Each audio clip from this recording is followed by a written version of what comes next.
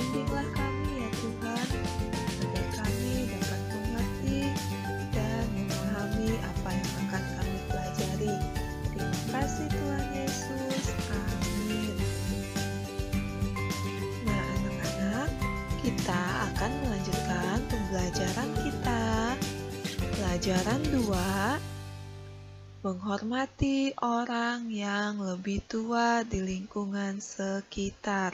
Nah anak-anak, bahan bacaan Alkitab kita 1 Timotius 5 ayat 1 sampai 2. Nah anak-anak, mari kita buka Alkitab kita 1 Timotius 5 ayat 1 sampai 2. 1 Timotius 5 ayat 1 sampai 2 Ibu bacakan. Ayat 1, janganlah engkau keras terhadap orang yang tua, melainkan tegurlah dia sebagai bapa. Tegurlah orang-orang muda sebagai saudaramu, perempuan-perempuan tua sebagai ibu, dan perempuan-perempuan muda sebagai adikmu dengan penuh kemurnian. Nah, anak-anak, di sini diajarkan bahwa kita tidak boleh berkata keras. Kita harus berkata dengan lemah lembut dan kita harus berkata sopan. Kita harus bersikap sopan terhadap orang yang lebih tua. Nah, anak-anak, tahukah kamu siapakah Paulus itu? Siapakah Timotius itu? Dan apa ya pesan Paulus kepada Timotius? Nah, anak-anak, hari ini kita akan belajar tokoh Paulus. Kita akan belajar tokoh siapa itu Paulus.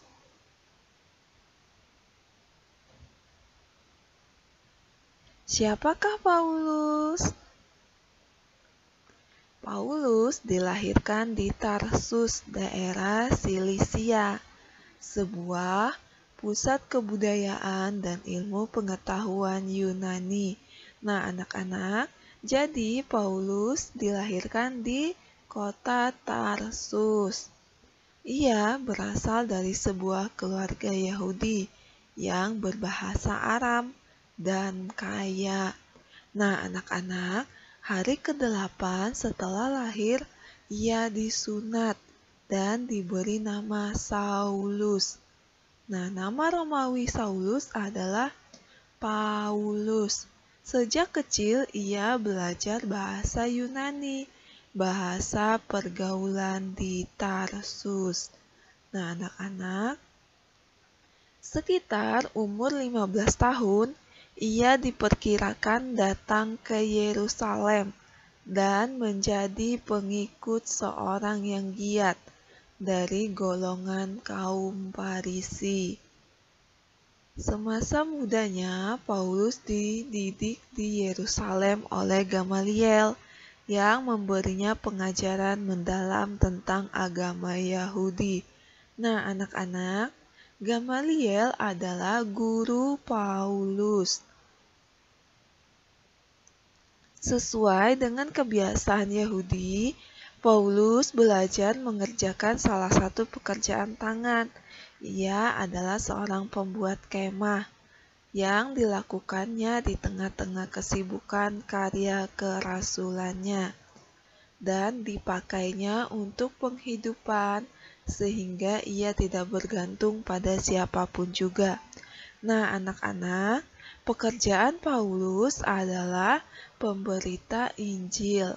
Rasul Paulus adalah memberitakan Injil dan ia juga seorang pembuat kemah. Apakah kamu pernah mendengar atau apakah kamu masih ingat cerita pertobatan Paulus? Nah, anak-anak, Saulus hendak ke Damsyik.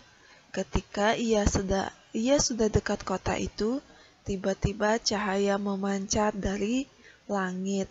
Cahaya itu mengelilinginya.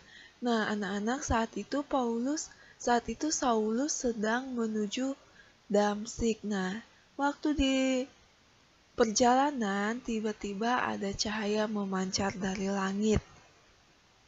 Saulus roboh ke tanah.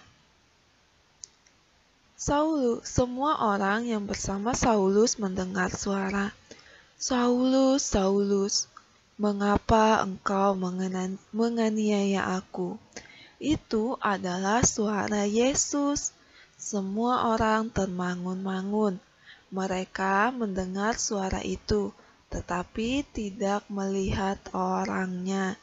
Nah, anak-anak, Saulus bangun dan berdiri. Ia membuka matanya, tetapi ia tidak dapat melihat. Kemudian mereka membawanya ke Damsyik. 3 hari ia tidak makan dan minum. Nah, anak-anak, Saulus 3 hari dia tidak makan dan minum. Saulus memang telah menganiaya pengikut-pengikut Yesus.